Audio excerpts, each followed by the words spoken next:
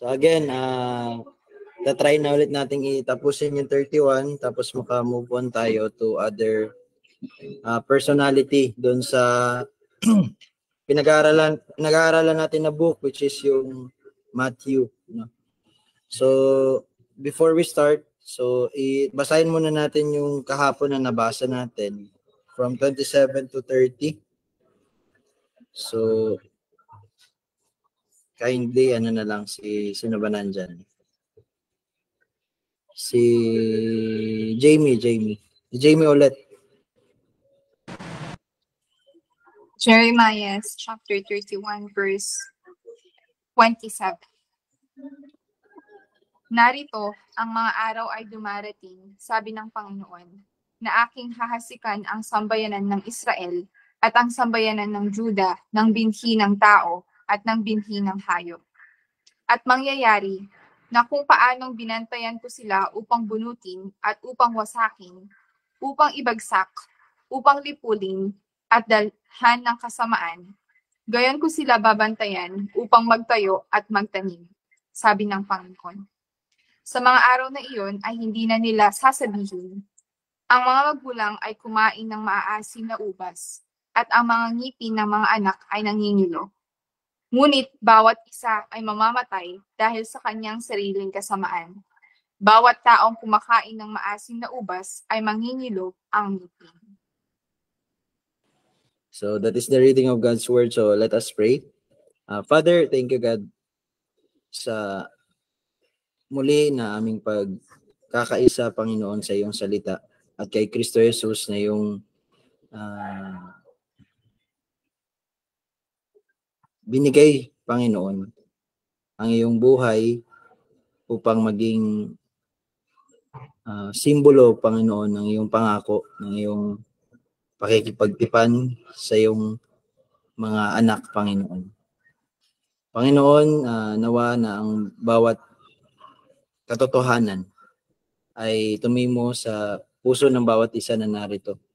At dalangin din namin, Panginoon, sa mga kapatid pa namin na wala dito, na sila ay mapupunta, Panginoon, sa lugar na kung saan may pagsisisi ng mga kasalanan, Panginoon. At ikaw ay makikilala nila ayon sa iyong salita. Ito ang aming panalangin sa pangalan ni Jesus. Amen. So again, good afternoon. And ayun, quick review lang nung kahapon. Ito nga, nabasa na natin and binasa ulit ni Jamie. Ito na yung simula ng New Covenant na kung tawagin. So nag-move on na tayo from yung bagong bagay. Ito ay bagong ito ay pakikipagtipan muli ng Panginoon. So though ang sa ating ang nakita, sa salita mismo ng Panginoon na ni kailanman ay hindi nawalay ang Panginoon. Kumbaga hindi siya hindi siya bumitaw, no? At patuloy na binantayan niya ang itong grupo or lahi na kanyang pinili na siya ay makipagtipan. So ayun, yung verse 28 yun yung sinasabi sa atin. And to us, mahalaga rin to kasi nga may isang araw, no, o may isang tagpo sa buhay ng bawat Kristiyano na kung saan ang Diyos ay nakipagtipan sa kanila at ang naging selyo ay ang banal na spirito ng Diyos, no, na walang ibang pinagmumulan kundi ang salita ng Diyos, sapagkat ang salita ng Diyos ay kumbaga ito ang sandata ng banal na spirito, no. Kaya nga po, 'di ba, sa armor of God, no, meron ng isang offensive or ofensiba na binigay ang Panginoon at yun ang kanyang salita. Na sa salita ng Espiritu Santo, sapagkat ating kinikilala at ating tinatanggap bilang simbahan, iglesia ng Diyos, na ang nagsulat, no, ang sumulat ng Biblia o ng salita ng Diyos ay ang Espiritu Santo. Okay? So, ayun, naiano ko yun siya, naipasok ko yun, hindi para maghambing, kundi makita natin na ang Diyos ay patuloy sa kanyang pakikipagtipan sa kanyang iglesia o sa kanyang sangkatauhan, sa kanyang mga pinili, yung elect. Okay? Hindi po ito bagong pakikipagtipan, kundi ito ay pagpapatuloy sapagkat ang Diyos ay hindi nagbabago. Gayon din ang kanyang pakikipagtipan, sa kanyang mga pinili, So, yun, nabasa natin 27 and 28. At doon din sa word study o pag-aaral ng salita, nabanggit sa 27, yung word na binhi, At ito malimit na nababasa natin sa scripture or sa salita ng Diyos na ang binhi, ang synonym nito ay descendant, ibig sabihin anak, So dito magkakaroon tayo ng clue kung ano ang pinag-uusapan dito sa bagong tipan, So ayun, tapos na tayo sa bagong bagay sa mundo o sa lupa na ang Diyos din ang may likha at ito ay ang bago na naman sa atin at ito ay ang bagong tipan, or the new covenant. Okay? At yun ang pag-aaralan natin. Yung magiging paksa natin sa araw na ito is about new covenant. So, yun. If we are ready, so babasahin ko ulit yung 29 to 30. Dito, sabi dito, sa mga araw na iyon, yun nga, yung katuparan ng pangako ng Diyos. Kasi sabi ko nga kahapon na ang covenant or ang pakikipagtipan ay may similarity sa pakikipagkontrata. At ang kontrata at ang covenant or ang pakikipagtipan, ito po ay binding. Ibig sabihin ng binding, ito ay kumbaga mabisa, May bisa po talaga ang bawat kung ano yung nakasaad, ano yung naka-stipulate doon sa kontrata o sa covenant, At dito, ang author ng covenant is none other or walang iba kundi ang Panginoon mismo, At kung hindi niyo siya kilala, nagpakilala na siya on yung mga previous na mga verses, siya ay ang Diyos ng Israel. Ibig sabihin, hindi to basta kung anong Diyos-Diyosan lamang, sapagkat ito na yung Diyos na tumubos doon sa kanyang ipinangalat na Israel. At yun na sa second part ng verse 28, ang sabi doon, gayon ko rin sila babantayan upang magtayo at magtanim, di ba? Mula sa pangangalat ngayon, God is rebuilding, replanting, nagtatayo, architectural, then magtatanim, agricultural, So tunay na dito sa pakikipagtipan ng Diyos ay may pangako. Actually, ito yung part, di ba? Ito yung part ng isang yung mas madali nating maintindihan, yung kontrata. Di ba sa kontrata, ano yung nakalagay sa kontrata? Yung una, kung sino yung nakapaloob, sa kontratang iyon. So, merong dalawang party,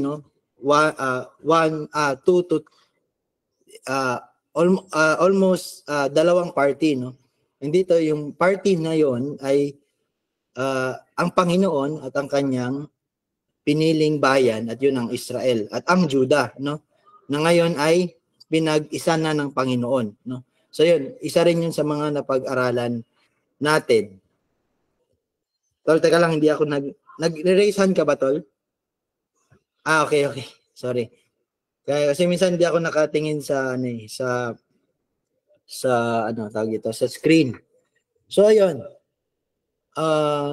Inaano ko lang ang binibuild up ko lang sa atin ngayon is yung kontrata na kung saan ito ay mabisa sa dalawang party, no?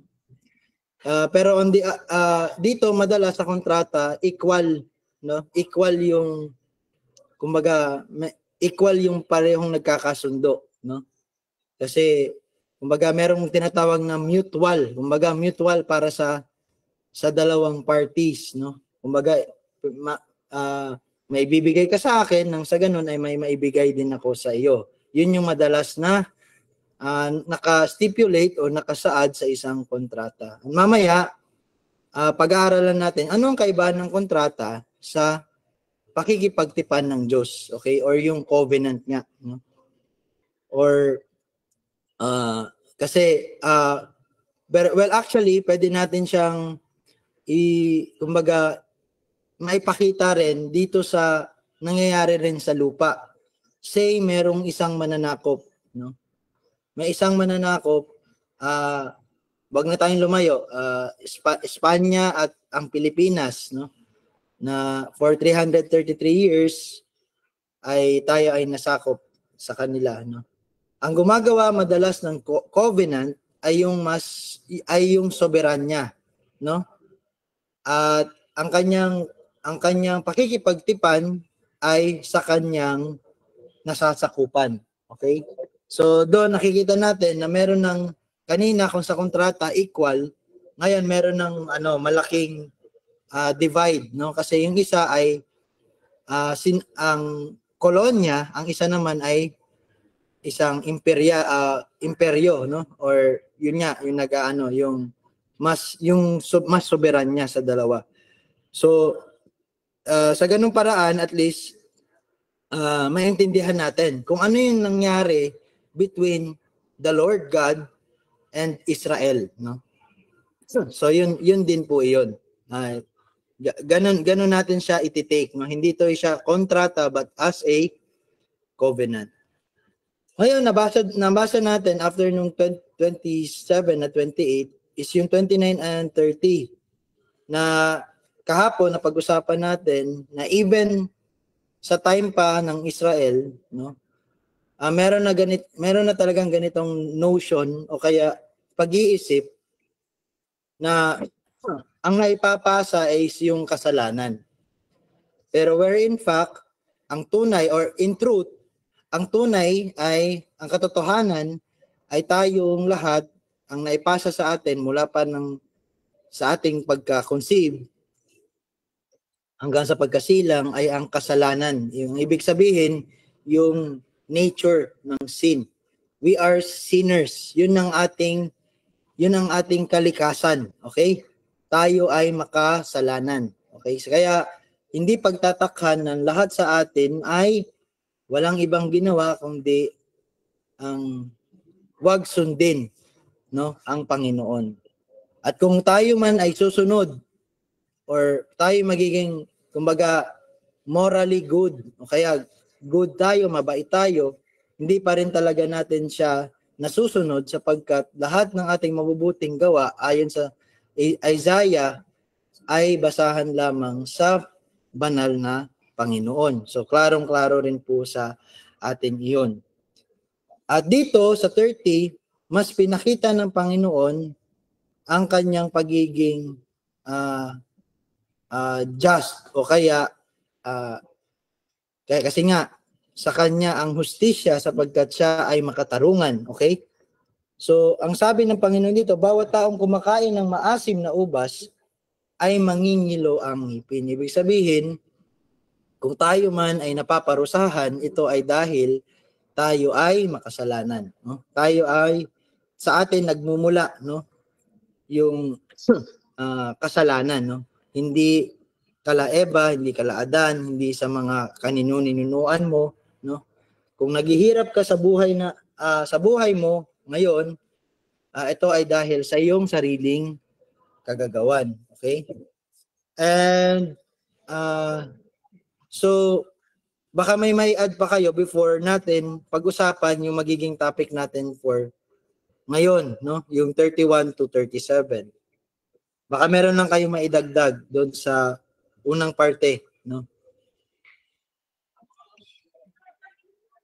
So, bali ang napag-usapan lang natin sa first part nung covenant. Okay, tol, sige tol. Nang napag-usapan natin dito sa first part, 27 to 30 is una yung binhi na nabanggit at pangalawa is yung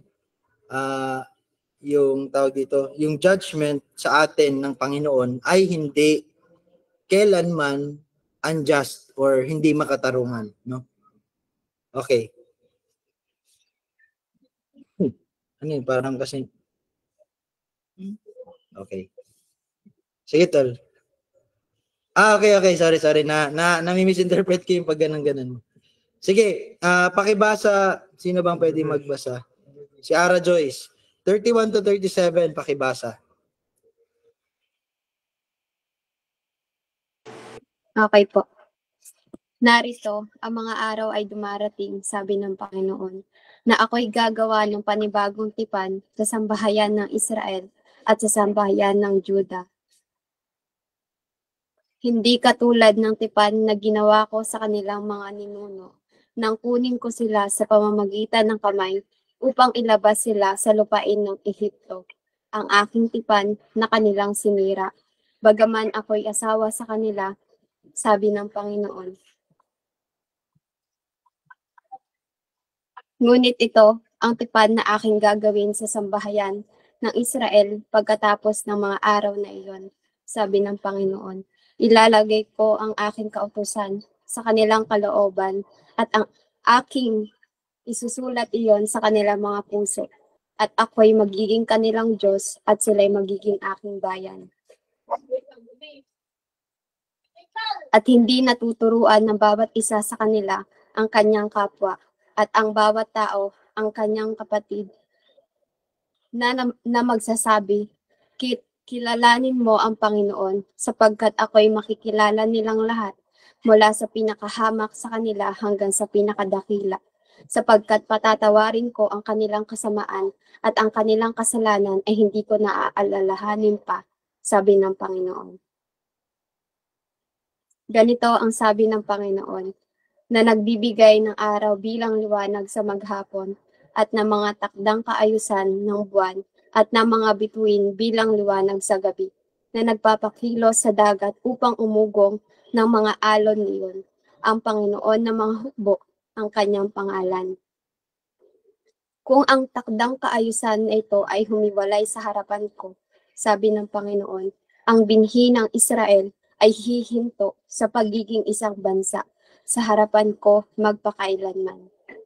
Ganito ang sabi ng Panginoon, kung ang mga langit sa itaas ay masusukat at ang mga saligan ng lupa sa ilalim ay magalugad, aking ngang itatakwil ang buong lahi ng Israel dahil sa lahat nilang nagawa, sabi ng Panginoon.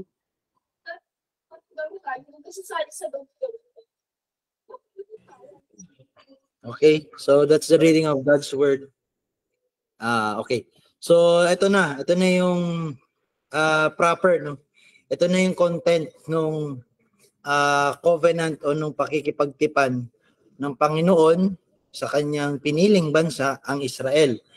So sa 31, ang sabi doon, narito ang mga araw ay dumarating. So ito ay malinaw na pagbibigay ng pangako sa araw na darating, So it's in the future. At ang sabi ng Panginoon, ako'y gagawa ng panibagong tipan sa sambahayan ng Israel at ang sambahayan ng Juda. So itong pakikipagtipan niya na ito ay ang pangako, siya ay magkakaroon ng bagong tipan, no? So kumbaga siya, tawag dito, pangako na ang isang pangako ay darating. Okay? No? Ito ay pakikipagtipan ng isang bagong tipan ay darating. So sana malinaw sa atin 'yon. Ito ang Panginoong Diyos na nakikipag-usap through his prophet Jeremiah sa kanyang piniling bayan, ang Israel at ang Juda. Okay? So So far, clear tayo dito sa 31 o meron kayo or may mali akong naibigay na nuance. Pero sa pagbabasa ko nito, yun yung aking naintindihan. Yun yung aking naintindihan na ito ay pakikipagtipan niya na na siya ay may bagong tipan na gagawin sa kanyang bayan. Okay? So tapos sa later na verse 32, hindi katulad ng tipan na ginawa ko sa kanilang mga ninuno.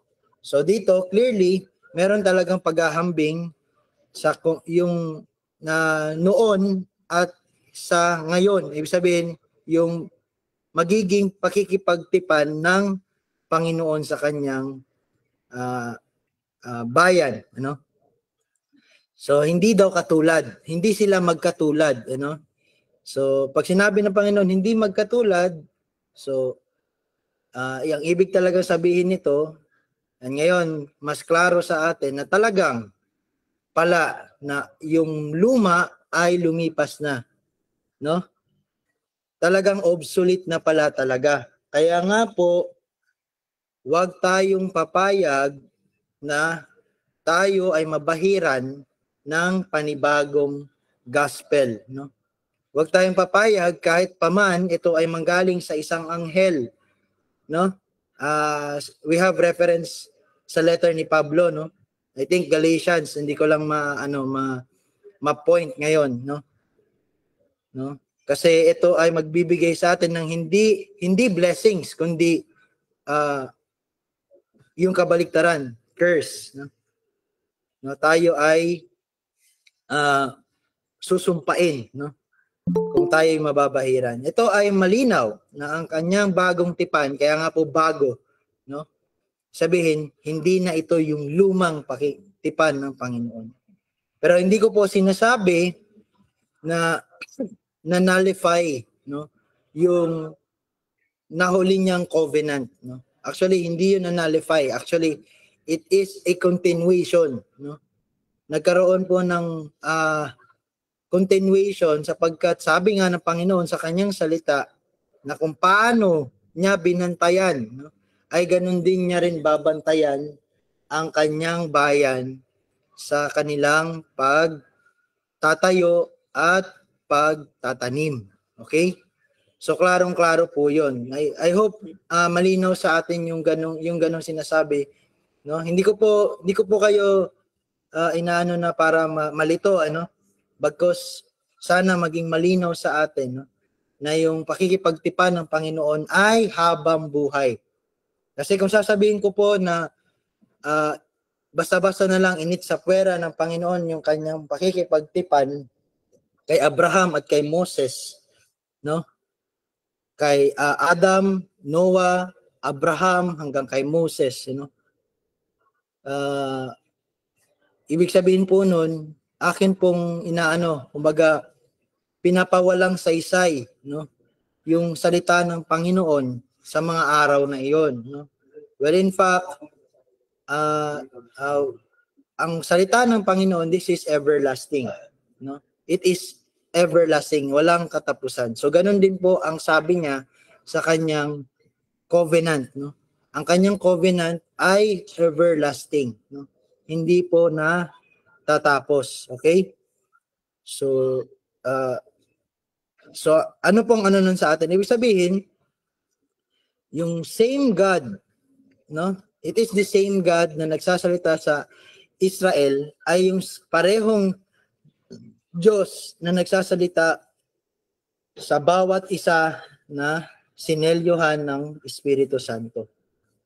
Okay? Kaya nga po, tayo ay natututo o nalalaman natin ang katotohanan ng Diyos sa pagbabasa ng kanyang salita, ng kanyang mga covenant, Okay? So it is very important for us na talagang mag-aral ng kanyang salita. Sapagkat dito lang talaga niya tayo kinakausap, or nakakausap. Hindi sa pamamagitan ng ibang mga mediator, ng ibang mga apostol, Kaya nga po, nung napag-usapan din natin, nung naandyan pa tayo, yung sa Colosas, no, na binanggit ng Apostol Pablo na kasamahan niya si Epaphras, no. Actually, meron pong kahulugan yon. Ang ibig kahulugan nun na walang ibang katuruan na tatanggapin sa isang simbahan kundi yung katuruan na ini-sponsor o yung kung ano lang po talaga yung sinasabi ng Panginoon, no? Kaya nga po, wag kayong magpapadala doon sa mga makikita nyo sa internet na sasabihin ako si apostol ganito ganyan, no? Sapagkat ang apostol po ay tapos na, no? Tapos na apostolic age, no? But rest assured na itong mga apostol, sila ay nagbigay sa atin ng mga tawag dito, ang kanilang gospel, ang pinagmumulan niyan ay yung itong ang tinatawag na bagong tipan, okay?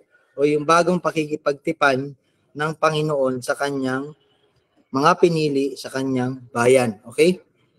So, kaya nga po, hindi katulad, pero again, ito ay continuation, okay? Ano pa? Saan pa tayo dito? Okay. Ginawa ko sa kanilang mga ninuno nang kunin ko sila sa pamamagitan ng kamay upang ilabas sila sa lupain ng Ehipto. At ito malinaw, it talks about yung Exodus na kung tawagin o yung pagsasalba, no, ng Panginoon sa kanyang sangkatauhan mula sa pagkakaalipin nito o pagkakasakop. Okay?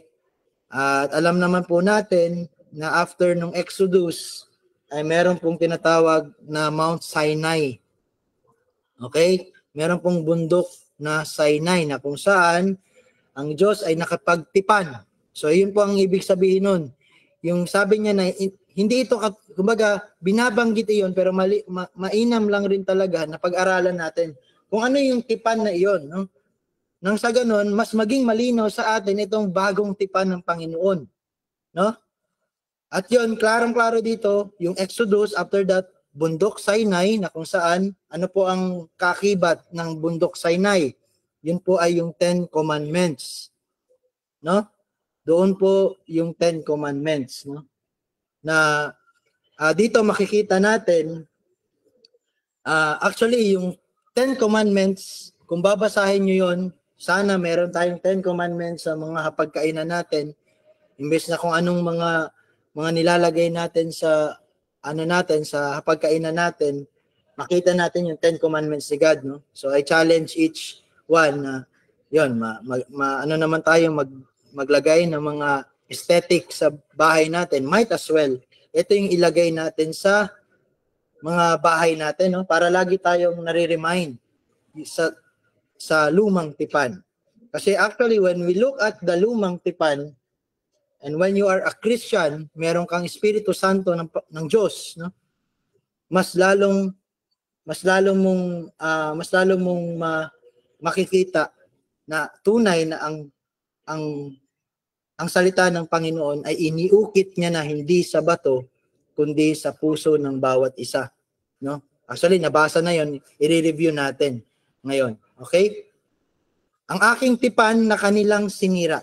So, ibig sabihin po talaga, pag nakikita natin yung 10 Commandments, no, hindi yan para sundin mo. Kasi kung ganyan po ang ating sasabihin, tayo pa rin ay nasa kaukulan na, or tayo pa rin ay nasa, tawag dito, nasa bisa pa rin sa atin yung 10 Commandments o yung Old Covenant. Okay? Pag sinasabi natin, okay, kaya sundin nyo. Kaya ang Sabadista lamang talaga ang maliligtas sapagkat sila lang ang nagkikip ng 7th day as the Sabbath day. Well, dito malinaw, no? Oh, thank you dun sa sabihin talagang malinaw na sa atin. Ibig sabihin talaga na ito malinaw na malinaw ang aking tipan na kanilang sinira. Again, ang Diyos ay hindi kailanman sisira ng kanyang tipan. At kung ang isang tipan ay nasisira, ito ay dahil pinili natin itong sirain. No? Again, God is all-powerful. Pero because He is all-powerful, I mean, hindi yun yung causation o hindi yun yung dahilan. Pero sa kanyang sariling pagpapasya, sapagkat siya ay sovereign niya, pinili niya na limitahan yung kanyang kapangyarihan. No? Paano niya piniling limitahan ang kanyang kapangyarihan? No? Na tayo bilang kanyang nilikha sa kanyang sariling wangis, binigyan niya tayo ng free will. Pero gaya na napag-usapan natin noon, yung free will na yon ay walang ginawang mabuti rin sa atin kundi tayo ay mapawalay sapagkat ang ating pagpapasya at ito ang ating naging pasya na tayo ay humiwalay sa Diyos. At lagi natin yung nakikita, no? Hindi lang yon kay Adam. Pumasok si Noah, pumasok si Abraham, pumasok si Moses, lahat yung apat na nabanggit, yung patriarch o yung mga ninuno. Okay? Adam, si Adan, si Noe, si Abraham, sino pa? May David pa, di ba? Ay, may David. No? Lahat ng yun, yung apat na yun ay sila ay sumira. Saan? Hindi ko nabanggit si Moses, no? Kasi itong pinag-aaralan natin si Moses, no? Kay Moses o kay Israel, no? Sa pamamagitan ng propetang Moses. Okay? So bagaman ako'y asawa sa kanila, sabi ng Panginoon. So dito nare-remind ako doon sa pinagtatalunan natin nung mga nakaraan na ang sabi sa salita ng Panginoon, ang isang lalaki ay palilibutan ng isang babae. So dito, talagang pinalinaw ng Panginoon na ito ay may kinalaman sa pakikipagtipan ng isang babae sa lalaki. No? So it talks about marriage. And marriage, ang pakikipagtipan is a covenant. Actually, it is not the covenant between husband and wife. It is a covenant between man and woman towards God. Kaya po pala, when we talk about marriage, may kontrata. It is between man and woman. Pero ano ang mas matimbang doon sa marriage na nangyari is hindi iyong kontratang iyon. Actually, kung yun lang is actually, binding pa rin naman siya. Pero what makes it more binding o mas mabisa ay yung nag-institute ng marriage. Sino bang lumikha ng marriage? It is God. Siya ang may likha ng lahat. No? So, baguhin na po natin na kapag po tayo ay nakikipagkasal, tayo ay nakikipagtipan lang sa tao, hindi po. No? Pag tayo po ay nakikipagkasal, tayo ay ikinakasal sa harapan ng Panginoon. At siya ang nagsasabi na kung ano ang aking ipinag-isa, walang tao ang makakapag-iwalay dito. Kaya nga po, sa Amerika, maraming breakup, maraming divorce, annulment, kasi nga po, nawawalan na ng saysay. No? Again, ang tao pa rin ang sumisira ng dapat ay tipan ng Panginoon, no? Pakikipagtipan ng Panginoon. So sana po malinaw sa atin 'yon, no? Hindi na po talaga tayo naliligtas dahil sa ating pagsunod sa Ten Commandments. Okay? So iwanan na po natin 'yon. Actually, yung moralidad po ay napakadelikadong kalaban ng isang Kristiyano. Kasi the moment na isipin natin that I am a moral person, you are lying to yourself. Ikaw po ay nagsisinungaling sa iyong sarili. Sapagkat kailanman, no, wala kang kakayanang bayaran yung moral na pagkakautang mo sa kabanal-banalang Panginoon. Kaya nga po, sabi ni Isaiah, no, Holy, holy, holy is God Almighty. No? Sabihin, hindi lang po yun inuulit-ulit yung banal, kundi pagpapakita dito na siya ay napakabanal at wala ni isa man ang makakapantay sa kanyang kabanalan. Kaya ang moralidad po, hindi po yan gospel. Kaya kung sa isang simbahan, yan ang mas pinahalagahan, maging magpakabait kayo, huwag kayong tatapak ng tao. Well, wala namang masama doon.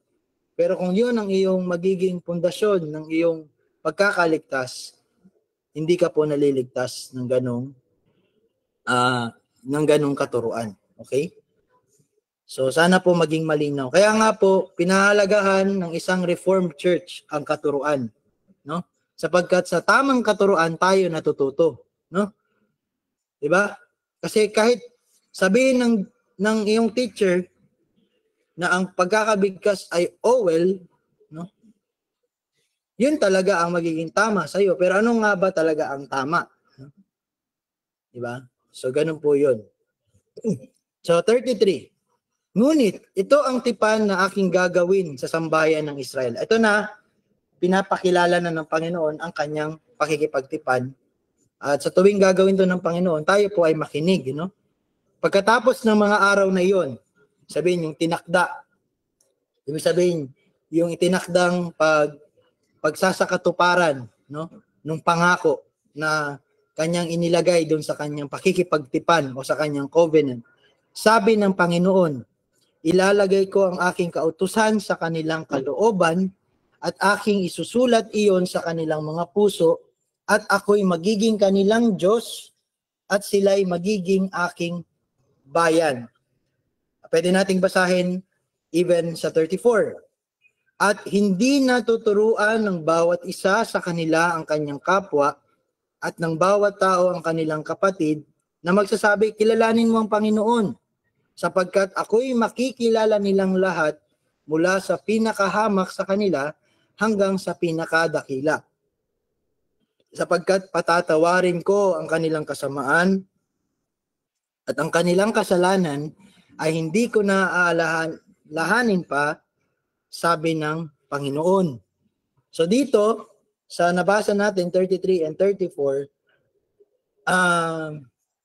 ito na yung pangako, na yung kautusan na nakaukit sa bato ay mawawala na, at ito ay papalitan ng bagong tipan na kung saan ang kautusan ay sa kanilang kalooban ilalagay. Okay? Isusulat iyon sa kanilang mga puso. At bukod doon, ito yung mas matimbang dito.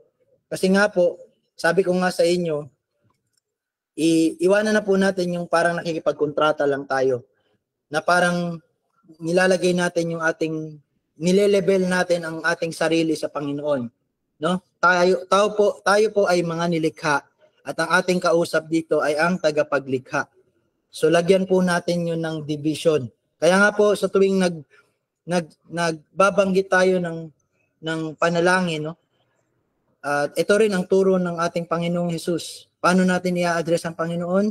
Ama namin na nasa langit. Alalahanin niyo po na ang inyong pinagdarasalan ay nasa langit. No? At ikaw ay nasa lupa. Doon pa lang sana makita mo na, no? Na kailanman hindi ka papantay. Kaya nga po nalaglag mula sa kalangitan na parang isang lightning si Satanas dahil nagkaroon siya ng ganong paghahambing, no? Sa lumikha. Samantalang siya ay isang nilikha lamang. No? At ako'y magiging kanilang Diyos. Ito ang mas matimbang dito. At sila'y magiging aking bayan. So ito po talaga yung pakikipagtipan, no? Na kahit na ang gumagawa nito ay soberanya at tayo ay mga sakop lamang sa kanya, o tayo ay isang kolonya lamang ng isang mas soberanya. Ito ang sabi niya, sabi ng Panginoon, sila'y magiging bayan. Ibig sabihin, dahil tayo ang bayan ng Panginoon, ibig sabihin, God will construct us. God will plant plantation for us. Ibig sabihin, He will make us prosper. Kaya nga po nung nabasa natin yung Jeremiah 29:11, hindi po sinasabi nun na tayo ay yayaman, no? Iba po ang ibig sabihin noon, kundi ito ang ating kayamanan, no? Dito natin masasabi na tayo ay mayaman sapagkat tayo bilang mga makasalanan, bagaman makasalanan, pero dahil tayo nga ay pinili ng Diyos ayon sa kanyang kapasyahan, magmula pa man ang simula, no? Bago pa man tayo nilikha, siya ay nagpasya kung sino talaga ang sa kanya. Siya ang nagsabi na tayo ay kanyang bayan at siya ang ating Diyos. Kaya nga po, ano po ang babalik sa atin, no? Sa tuwing mababanggit na siya ang Diyos ng Israel, no? Ito ay pangako niya para sa Israel, no? Hindi ito makakapagdagdag in any way, makakapagdagdag sa Panginoon sapagkat siya ay banal. Holy, holy, holy. And He is the highest, no? He is God Almighty, no? Kumbaga, yun nga, El Elyon, no? Kumbaga, siya ang most high, pinakamataas. So, wala na talagang hihigit sa kanya. No? So, kaya nga po ito ay isang covenant kasi tayo ang higit na nakikinabang. No? Actually, walang kapakinabangan to sa Panginoon. Sapagkat wala na siyang kailangan pa. No? Pero tayo, sana makita natin how poor we are. No? Kung gaano tayo ka-depraved. Kung gaano tayo ka-baon sa utang. And pag nakita natin iyon, doon din natin makikita how rich we truly are because of the grace of God.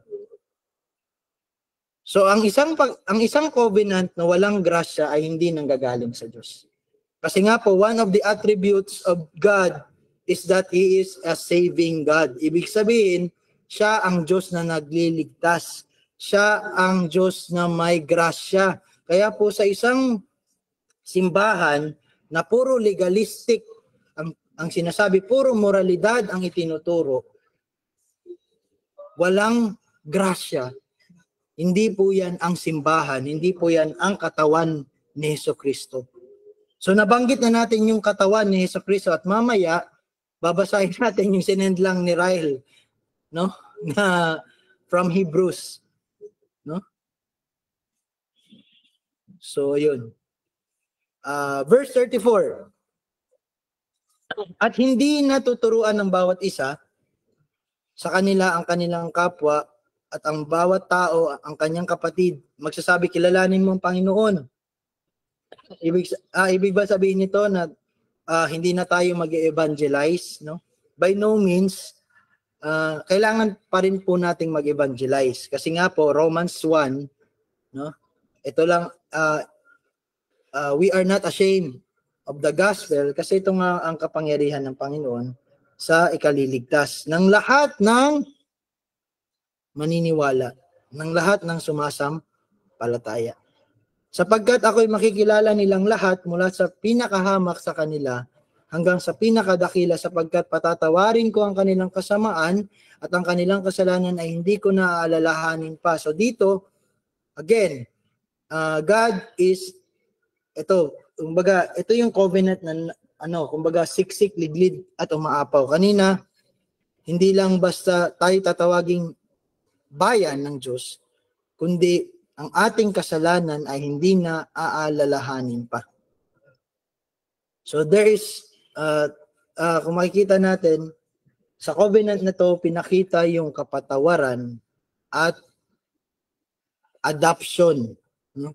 Bilang mga anak ng Diyos, bilang kanyang bayan. No?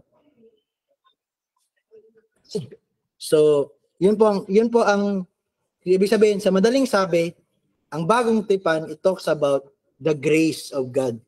Grasya po.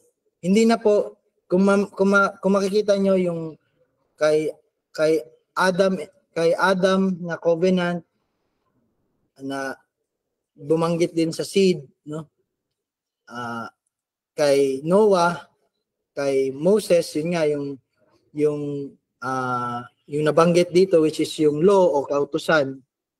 So itong bagong tipan ay hindi na nagto-talk about kautusan o law, kung hindi, it talks about the grace of God. Ibig sabihin, pag sinabing grasya, ito ay biyaya, ito ay ang Diyos lang mismo, wala na tayong ginawa, no? Kumbaga wala tayong ginawa sa covenant na ito, sa pagkikipagtipan na ito. And I am reminded, naalala ko po, na nung nakipagtipan ang Panginoon kay Abraham na siya ay magiging isang siya ay magiging ama ng lahat ng mga bansa, no? Though inutusan niya si Abraham na siya ay kumatay ng mga yung mga alam niyo yun, yung mga hayop, no? At hinati sa dalawa, maliban doon sa mga yung sa iba na hindi hahatiin. Ang nangyari po noon, nung matapos na ginawa ni Abraham yung kanyang paghati nung mga hayop, siya po ay nabalot ng, kumbaga, siya ay nakatulog, yung deep sleep po na kung tawagin. At doon, imbis na silang pareho, ang Panginoon at si Adan, yung dadaan doon sa mga hinati na katawan, ang Diyos lamang po sa pamamagitan ng isang apoy yata yun, siya lang yung dumaan. Ibig sabihin, pagpapakita na ang Diyos, kahit siya lang yung dumaan doon, it is already binding, no? Kaya nga po sa Old Testament, pinagbabawal rin po na tayo ay sumumpa sa pangalan ng Panginoon, no? Ang makakapagbigay lang po ng oath o panunumpa o covenant sa pangalan ng Panginoon ay ang Panginoon lang mismo. Kaya nga po, wag po tayong maniniwala doon sa mga nagbibigay ng promise sa atin na tayo ay yayaman, no? At ito ay kanilang isinusumpa sa pangalan ng Panginoon, sapagkat yan po ay blasphemous, no? Hindi po yan tamang katuruan. Okay? Ang Diyos lamang ang magsasabi kung ikaw ay magpa-prosper or hindi. Okay? So, saan ba tayo na? Verse 35. Okay. So, sana malinaw sa atin, no? Kanino nakipagtipan ang Panginoon sa kanyang bayan? Ibig sabihin, sa kanyang mga pinili. So again, malinaw na naman na kaya ang isang tunay na binuhay ng Panginoon, sa kanya lang talaga nagkakaroon ng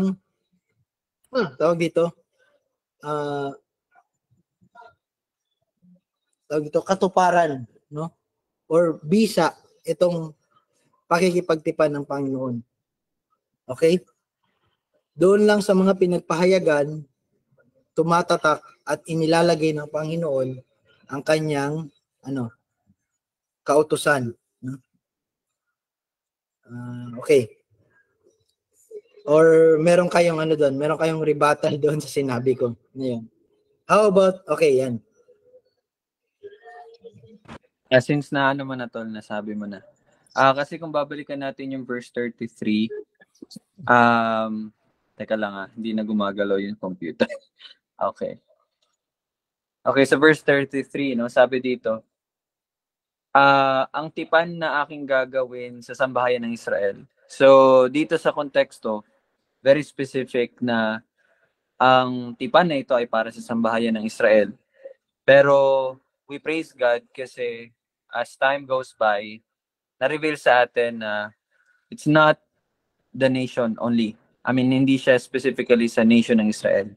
But it is yung tama ba na tawagin kong New Israel or or ano bang tamang term ang gagamitin tol for that?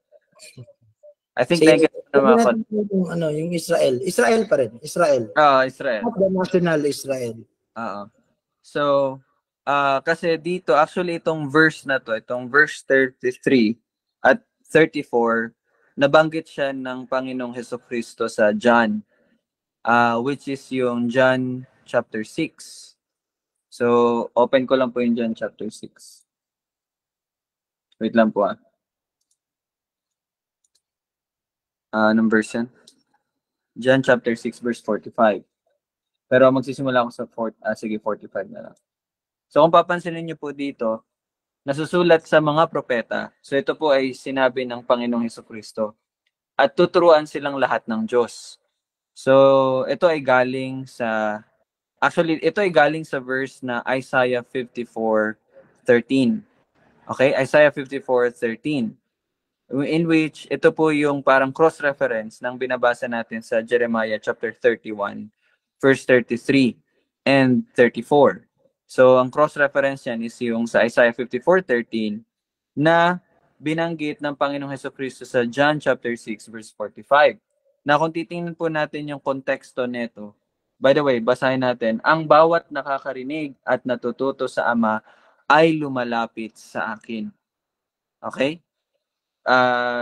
Tingnan niyo po yung word, no? Bawat nakarinig at natuto sa Ama ay lumalapit sa akin. Now, kung babalikan natin yung verse 44, sabi dito, walang taong makakalapit sa akin malibang ilapit siya ng Ama na nagsugo sa akin at siya'y muli kong bubuhayin sa huling araw. So, ito nga yung verse na laging ginagamit, no, ng mga natin. No, gagamitin ko na lang yung term na Calvinist. Pero we praise God kasi nahayag sa atin yung salita and naiintindihan natin itong verse na ito na hindi natin kayang lumapit sa Panginoon by our own. Even in John chapter 1, kasi pinapakinggan ko yung kantatol, yung sa version ng Across the Land na may binabasa na verse. Paulit-ulit kong napapakinggan yun. And merong verse doon na iyon ay hindi sa pamagitan ng will ng man or sa kagustuhan ng tao, but it is of the will of God. So doon pa lang sa John chapter 1, it's very clear na kung sino ang nagliligtas, ang Panginoon. Hindi tayo, wala tayong parte doon. But anyway, I'm not here to defend Calvinism or what. Inihayag lang natin ang salita ng Panginoon.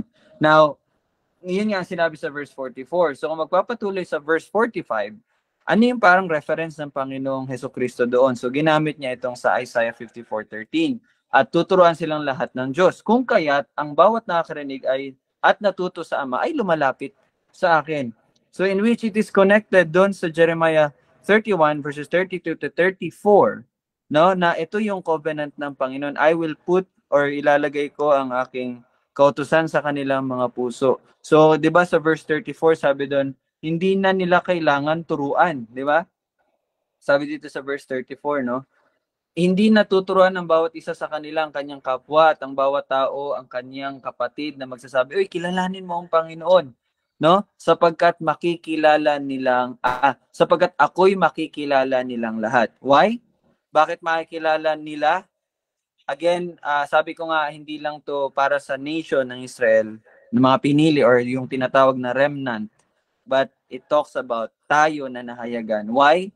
O bakit tayo lumapit sa Panginoon? Dahil tayo ay tinuruan ng Panginoon in His providence and in His sovereignty. So, wala lang. Na-miss na ako nung inaaral ko lang din ito. Kasi nga, tunay no na hindi talaga to siya by chance. No, yung kaligtasan, hindi talaga yun, oy, sige, turuan mo sila, tapos tingnan natin kung maniniwala sila sa akin. Hindi. But actually, it's a total opposite. Naniwala sila dahil tinuruan na sila ng Panginoon. Again, in His providence at pagbubuhay sa atin muli. And we were born of God. Siya talaga ang, kumbaga, pinanganak niya talaga tayo, no, sa Espiritu. So, yun lang. So, I'm praising God kasi lahat ng ito ay gawa niya. So, yun lang. Parang dagdag ko lang doon sa 33 at 34. Okay, and surely, the praises that comes from a heart, no? O yung pagbibigay samba or worship that comes from a heart na aral ng Panginoon, no? Yun nga yung sinabi ni Ryle, no? He is amazed. And why is it he is amazed? Kasi yung grasya nga po ang sa kanya ay itinuturo, no? Hindi ng salita na nakaukit, kundi yung salita na nasa puso na niya. Bilang sa kanya ay nakipagtipan ng Panginoon nung siya ay binuhay ng Panginoon at siya ay humiwalay sa kanyang kasalanan, hindi sa kanyang sariling kakayanan, kundi dahil sa kanyang ibinigay ang kanyang pagsalig sa ginawa at perpektong pamumuhay ng Diyos na siya dito tinawag na binhi na sa atin ay ibinibigay, no? Siya ang anak ng tao, okay? Siya ang anak ng tao at ang anak ng Diyos, ang ating Panginoong Hesukristo. So by that, only the God is truly worshiped when we talk about grace. And actually, the new covenant is equals grace. Grasya lamang po talaga, no? Wala talagang ibang pinagmulan nito kundi ang Panginoon na siyang nakipagtipan, no? At ang kanyang pakikipagtipan, siya rin ang sumelyo. At siya rin ang naging kabayaran. At siya rin ang mabibigyan ng kaluwalhatian. At ang kanyang kaluwalhatian na hindi kailanman niya ipamimigay sa iba. Okay? But we are praising God kasi kung ano man ang meron tayo, ito ay dahil tayo ay adopted sa kanyang kaharian, sa kanyang bayan. So we are family.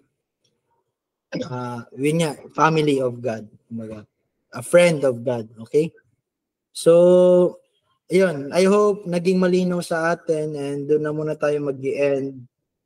And hopefully, you will, lagi po nating pag-aralan talaga yung doctrines of grace. No? Yung katuruan ng grasya ng Panginoon. Sapagkat ito po ang bagong tipan. At itong bagong tipan na ito ay ni kailanman hindi na mabubuhat. No? Ni kailanman ay hindi na mapapalitan. No? Sapagkat ang minister nito, kung noon ang minister is yung mga propeta, now, ang mga apostol, now, ang ministro nito o ang gumagawa nito sa langit, no? Kung babasahin niyo yung Hebrews, it is Jesus Christ. No?